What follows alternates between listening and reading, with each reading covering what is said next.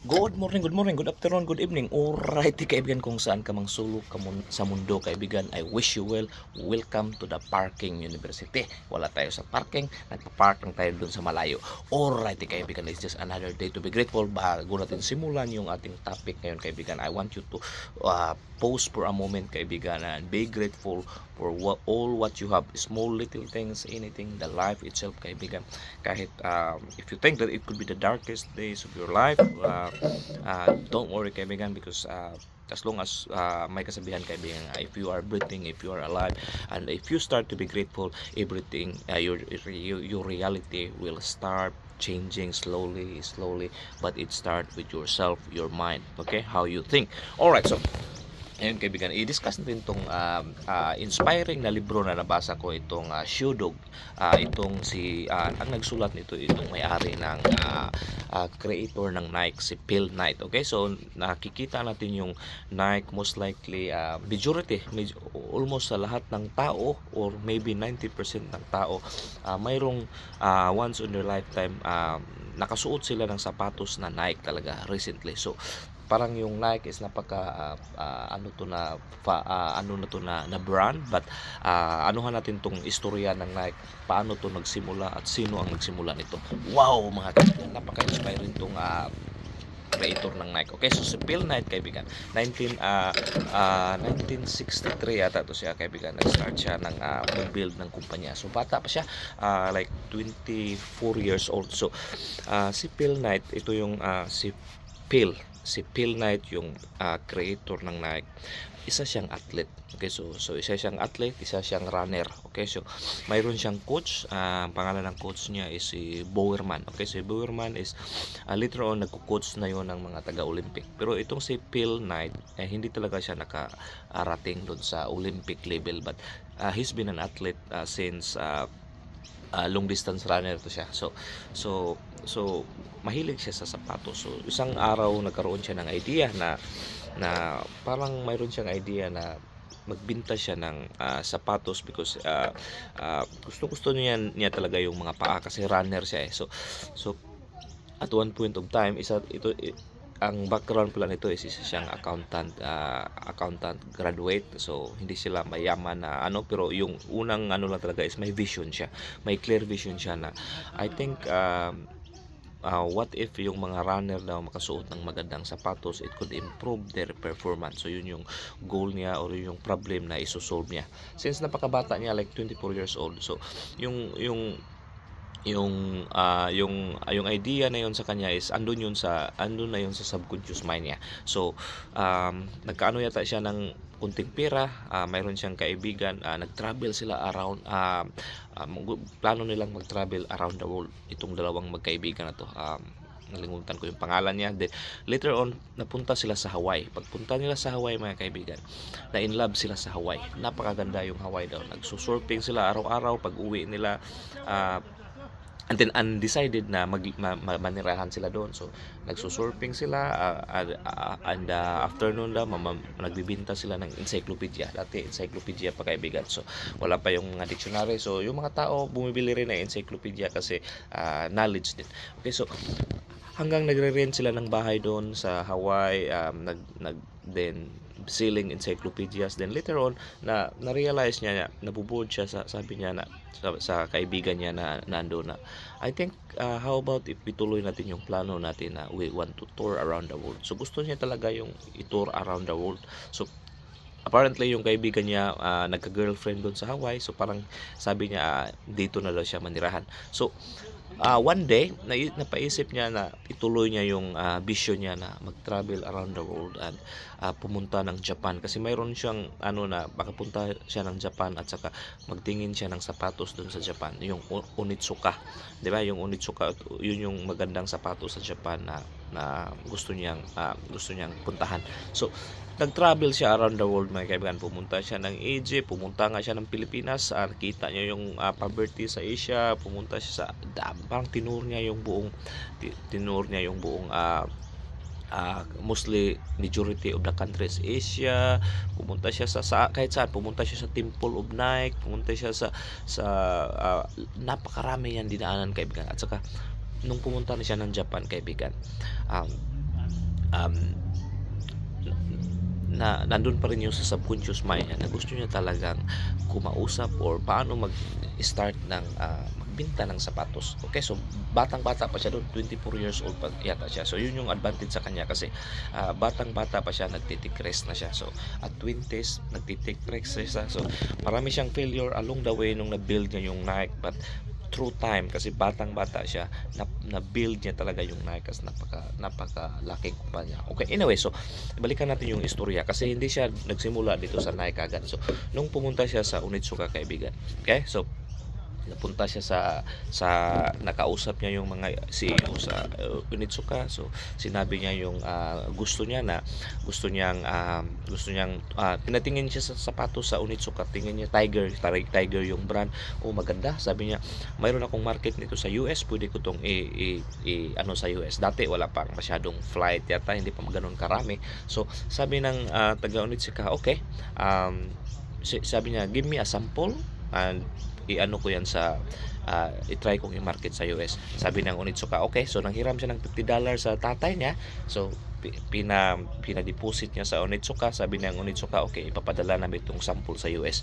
Okay, then he moved on. He went around the world pa rin, kaibigan. Marami siyang na experience sa travel niya.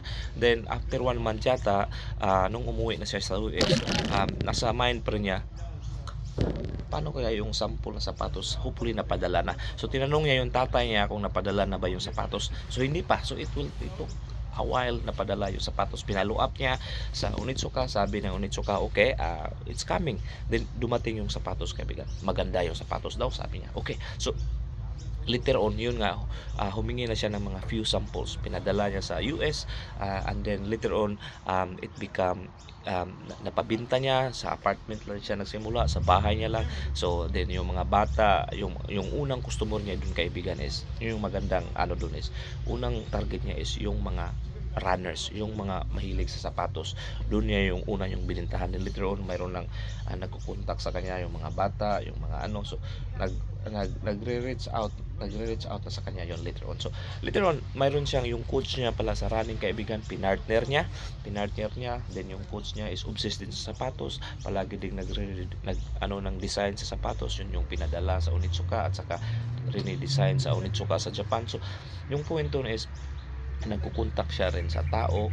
Kung mayroon siyang product, then kinukonek niya yung tamang tao, which is yung coach niya na mahilig rin sa sapatos at mahilig sa design sa sapatos, at saka minarket niya yung yung Nike sa mga tao na mahilig sa sapatos, which is tumatakbo rin.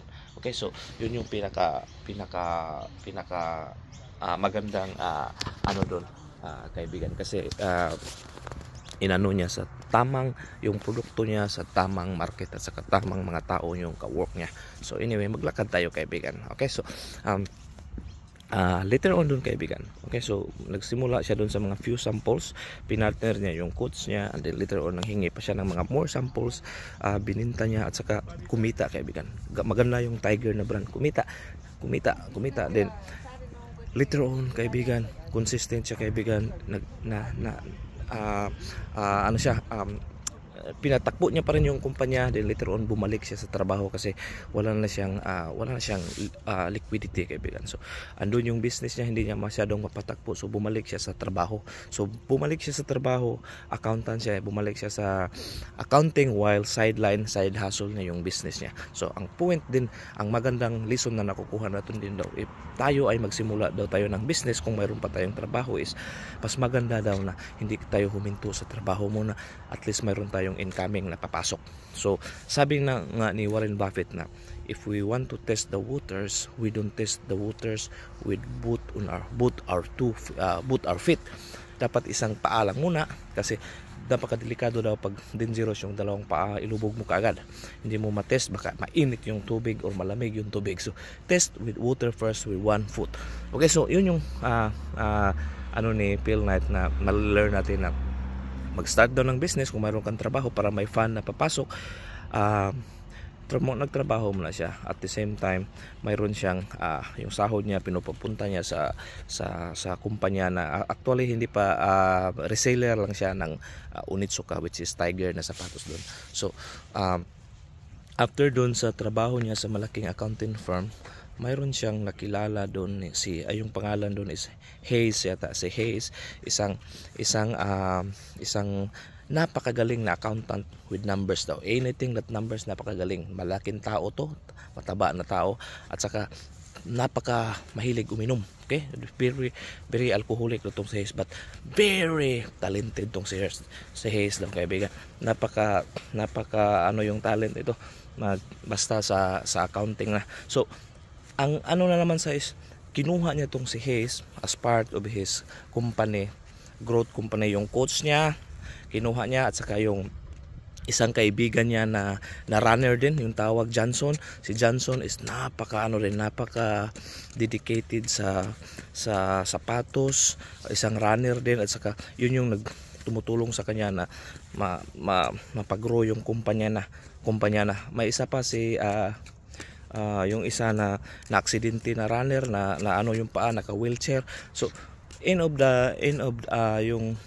makukuha natin na learning is, hina-hire niya yung mga tao na very capable and very passionate sa trabaho. So he got the right, before hindi daw magiging successful ang Nike kung wala siyang mga team na binibuild sa kanya lang. So and he is not only hiring the team, he is hiring the best team, kaibigan, kasi yung mga kaibigan niya na runner, na mga passionate sa sapatos, at saka itong Johnson daw, itong si Johnson, runner to, at saka napaka wide reader daw ito. Kung pumasok niya sa room ni Johnson, itong empleyado niyang si Johnson, puro libro daw, kaibigan. Napaka wide reader.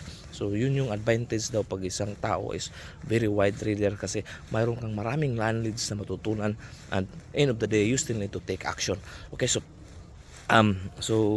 na-hire siya ng tamang tao para sa tamang produkto niya, kaya nag-prosper yung distribution niya sa Tiger na sapatos, Onitsuka, sa US. Okay, so later on, we'll make the story short, kaibigan.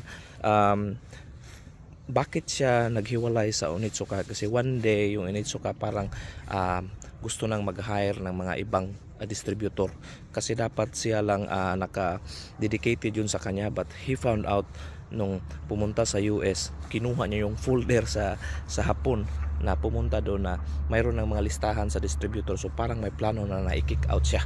So i-kick out siya, at saka mag-hire ng ibang distributor. So yung lahat ng hard work niya, kasi tumutulong siya na mag-redesign sa sapatos, kasi yung makasama niya, yung coach niya si Bowerman, yun yung nagpapadala ng mga design. Then later on daw, sabi niya parang na-betray siya, kasi papalitan daw siya, parang tanggalin siya, parang gustong bilhin yung kumpanya niya. Yung pangalan ng kumpanya niya nung una is Blue Ribbon pa. So anyway, nag-isip siya, kasi nga tanggalin na siya. Alam niya natanggalin siya sa Onitsuka. So nag-isip siya, sabi niya is, kailangan tayo maghanap ng ibang factory, we'll build our own brand, kasi tanggalin na tayo. At saka kung once matanggal tayo nito, wala na siyang liquidity, andun lahat ng ano niya, asset niya, pera niya sa kumpanya na yun, all in na siya sa Blue Ribbon. So kung mabankrupt yung Blue Ribbon, sabi niya wala, back to zero siya. So naghanap sila ng mga kumpanya, kaibigan, or mga factory ng sapatos, ng mga blank ng sapatos. So ngayon, gusto silang mag-create ng brand. Okay? Ang dami nilang option paano mag-create ng brand, at paano to nangyari. Bakit Nike yung pinili nila, kaibigan? Lalakad ako kasi ito, may bantay ng bata dito sa Parking University. So anyway, so napakalami silang option na gusto nilang piliin. Then one day, kaibigan, itong si Johnson, itong isang partner niya na itong mahilig magbasa ng libro, na napaka-passionate sa pagbibinta ng sapatos. Marami itong nabinta, kaibigan. Isa to sa team niya na mga best sales talaga. Then nanaginip na ito, kaibigan, na ang pangalan niya is Nike. True panaginip. So itong Nike, kaibigan, hindi to coming sa kanya, coming to sa kaibigan niya na si Johnson, na paniginip pa niya na ang ipangalan sa kumpanya is Nike. So later on, kaibigan, naalala niya na nung nagta-travel siya sa buong mundo, kaibigan, nakapunta siya sa Temple of Nike. Itong meaning yata ng Nike din is ano ba yung meaning ng Nike? Sabi niya is parang goddess of something daw tong Nike. So anyway, kailangan niya ng mag-ano ng brand kasi napauo na siya sa factory ng sapatos na mag-create ng maraming sapatos pero wala pa silang brand. Sabi niya, okay, Nike. Last minute, Nike yung napili niya at doon nagsimula yung brand na Nike, kaibigan. Doon nagsimula dahil sa panaginip sa kaniyang partner sa negosyo. So anyway, kaibigan, napaka-inspiring napaka-inspiring na story, kaibigan. And later on, nag-grow from there na yung Nike, kaibigan. From 8,000 yearly lang yung income nila, nagiging million, nagiging billion, and that's become nagiging story sa Nike, kaibigan. Pero may sabi siya dun, kaibigan, is ni Phil Knight, is napakaganda yung sinabi niya, is the coward will never started and the weak will die along the way. Wow, kaibigan. Sabi niya, kung hindi daw siya nagre-risk, okay, hindi siya the coward will never started. So kung tayo ay sobrang fearful, kaibigan, mayroon tayong mga idea tapos hindi daw natin sinimulan, hindi daw pag sobra daw tayong takot, you cannot get started. So pag hindi siya nag-rest doon, hindi talaga siya maka-start doon sa kumpanya na nag-distribute lang siya ng Tiger na sapatos from Onitsuka and become the greatest sa sapatos sa history. Kasi nauna tong Puma at saka Adidas, kaibigan, wala pa tong Nike. Din later on na naging number 1 na sa sales yung Nike. So ang fear daw, kaibigan, the coward will never get started and the weak will die along the way. So ang ibig niya sabihin is kung mayroon kang idea or something na gusto mo tapos hindi ka nagre-risk, hindi ka daw talaga makasimula. So coward ka. At saka kung ikaw ay weak naman, kasi along the way napakarami niyang obstacle, kaibigan. Naano siya sa FBI, kinasuhan siya, pinafine siya, inanuhan siya ng legal sa Onitsuka kasi nag-create siya ng own brand. So napakarami talaga siyang obstacle along the way before siya nagiging successful, kaibigan. So napasign doon na sumikat yung Nike, yung mayroon ng sumusuot na nanalo sa Olympic ng mga runner, until sila na ni Jordan, sila na ni LeBron James. Doon na yung kaibigan, na siya na yung billion na yung revenue ng Nike. So the weak, sabi niya, is the weak daw is die along the way. Kasi kung nag-give up daw siya, kaibigan, hindi niya inanuhan yung nagpatalo siya sa mga obstacle na yun, na inano siya, pinafine siya ng 20 million sa government. Later on, nasitol yata yun, 9 million pa na yung nabayaran niya. So yun yung sabi, the weak will die along the way, but he survived, kaibigan. Look at Nike now, kaibigan. Wow, very inspiring story to, kaibigan. But apparently, kaibigan, kasi may dalawa to siyang anak So actually yung naasawa niya, kasi nung palang bumalik siya sa trabaho while nagbibinta siya ng sapatos ng Onitsuka, ang nagtiteach siya nagtrabaho siya, then later on nag-resign siya, nag-teach siya sa university ng accounting. Then later on doon niya naasawa niya yung si Pini. Pini is yung estudyante niya. Then before niya naasawa, ginawa niya muna yung pinatrabaho muna niya sa kumpanya na, but napakaganda daw tong si Pini. Gusto niya daw talaga to, kaya later on naasawa niya rin. So nagkaroon sila ng 2 anak, and apparently, kaibigan, it's a very sad story as well, because every success meron ding bad story. Kasi yung anak niya, kaibigan, sa end nitong pa-end yung story niya is yung anak niya hindi daw lucky as na para sa kanya, hindi nag-drop out sa college. Then parang then later on na-realize din ng anak niya, mayroon din siyang good purpose. Si Mateo, 2 kasi yung anak niya. So yung isang anak niya is pumunta ng El Salvador, ng mga anong tawag dito, ng mga charity. Okay, so mayroon silang mga charity din. Later on, nung after daw, nag-drive sila ng kaibigan niya, 3 sila, 2 hours drive, nag-dive sila, kaibigan.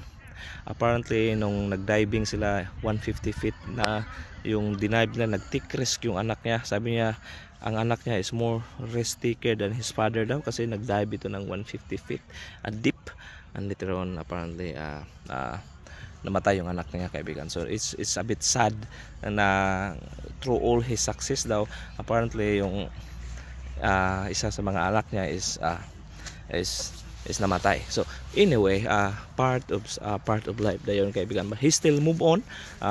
Yun nga yung lang isang sad na story daw is sa lahat ng success niya na na-build, naka-experience siya ng na ganun. But anyway, kaibigan, ganun daw yun. Wala daw tao na death is part of our life. Walang tao na maka-escape sa tax or death. Okay, so it depends lang daw paano natin to i-handle, kasi end of the day, wala daw lahat ng tao naman talaga daw mamamatay. But this is just very sad na nauna yung anak niya sa kanya. But anyway, the story is not about his child. It's about how he built the Nike from scratch. Nagiging distributor siya ng Onitsuka Tiger, then later on nagbe-build siya ng own kumpanya niya, nag-hire siya ng mga best team na capable dyan. Sa yung lawyer na hinire niya rin, napaka best lawyer din daw, na yun din yung napakagandang negotiator. Nalalaman niya later on na may skill doon paano mag-negotiate. So he's hiring the best team ever. So kung mayroon kang product daw at saka i-hire mo yung tamang team, and persistence, and itong kasabihan na coward will never get started, and